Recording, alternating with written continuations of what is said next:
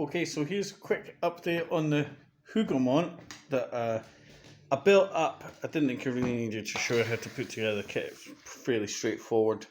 And I started experimenting with how I was going to do the texture and stuff.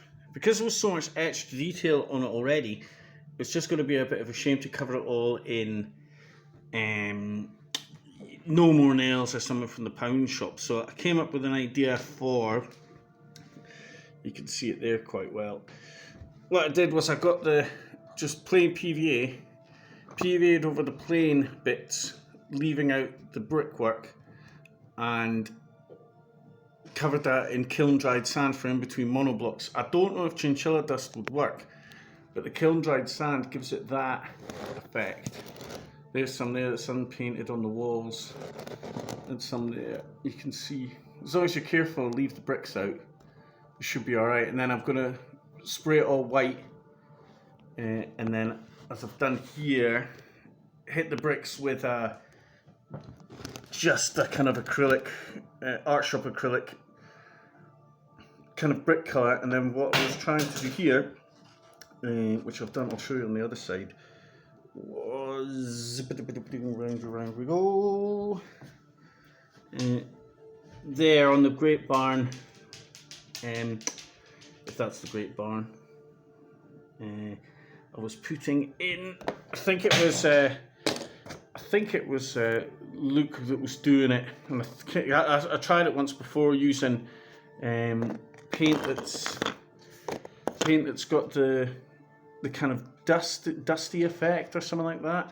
So once this was done with the brickwork like that, plain, then I was putting in tile grout into the gaps, just brushing it in. I was using my wife's makeup brush for that, putting that in, and then I'm going to hit that up with a damp sponge, get the tile grout to stay, and then I'm going to let that obviously dry off properly, and then I'm just going to matte varnish the whole thing. But I mean, this was just first going over, but there you can see there's a good example that where I've missed a bit, look, which I can pick up later.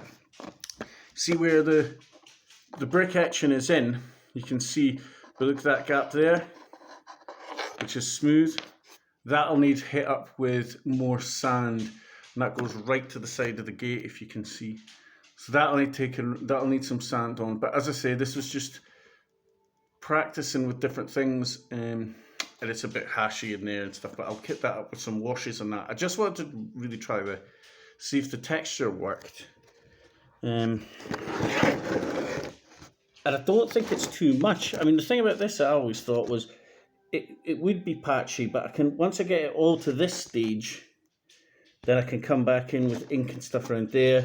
I was even considering using plastic straws cut along lengthways to try and make some kind of guttering, and then use the straws whole to make downpipes and things like that, just to add that little bit extra, because it's MDF, and obviously it does always have its limitations. I've organised with, hopefully with somebody who's going to be organising some proper roofs, because this is just the Halford's grey spray over the top, which looks as grim as hell.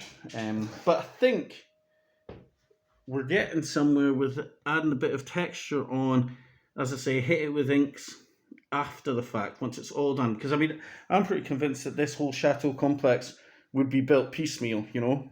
Things would be added, demolished, bits of, you know, nothing got rendered all at the same time, for example, and it would look patchy. The house, obviously, would maybe be better kept.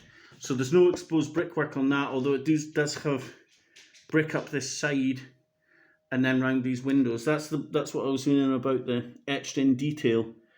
So all I did was put PVA round those and then put the sand in, so I can hopefully paint the kind of, that'll be stone, and a stone lintel and a stone sill on that one.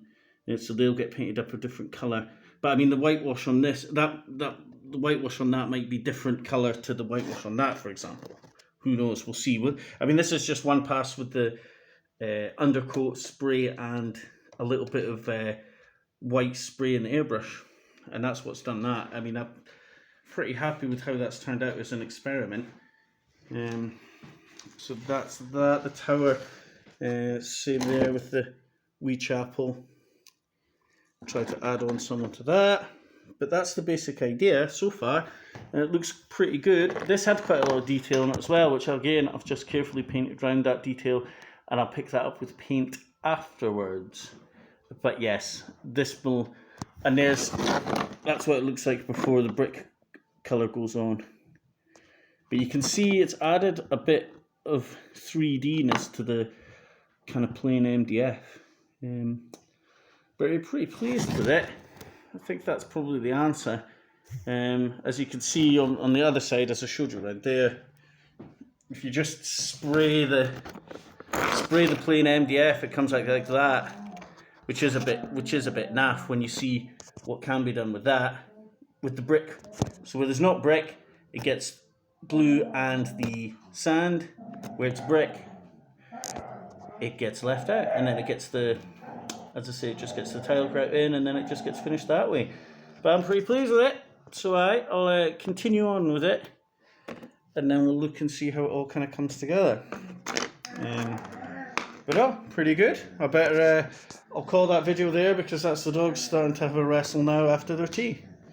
But all in all, coming together pretty good. Still pretty pleased with the kit. We'll do a wee comparison with the hovels one next, and see how that turns out, and see if we can bring the MDF to hovels level, or what the scales are. I've never put them side by side, so we'll see what they look like. And I'll see you on the next one. Thanks very much.